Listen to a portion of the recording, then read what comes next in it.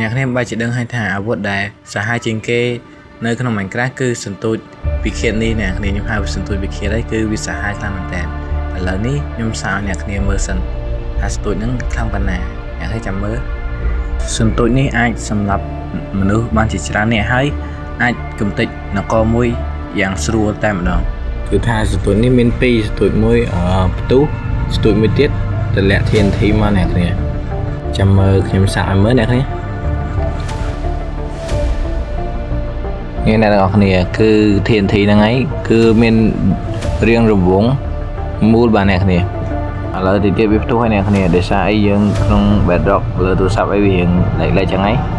អត់អីទេឥឡូវយើងបន្តទៅទៀត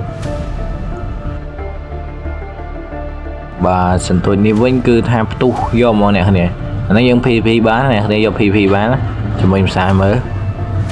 យើងជួយតែមកคลิกទេណាផ្ទុះបានឲ្យធំទេអ្នកគ្នាធំខ្លាំងមែនតើ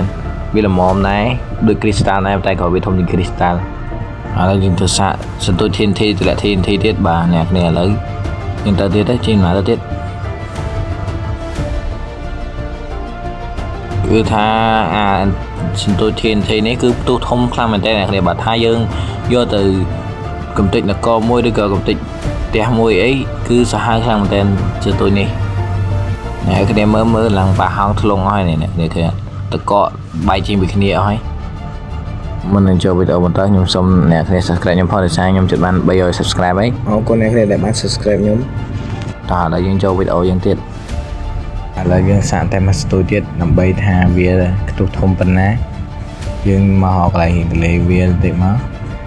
នេះអ្នកគ្នាធ្លាក់មកទៀតហើយចាំមើលវាខ្ទុះធំដល់កម្រិតណាភាសានេះកន្លែងនេះវាដែរបាទចាំមើលទៅដល់ក្រោមតិចទៀតវានឹងផ្ទុះហើយអ្នកគ្នា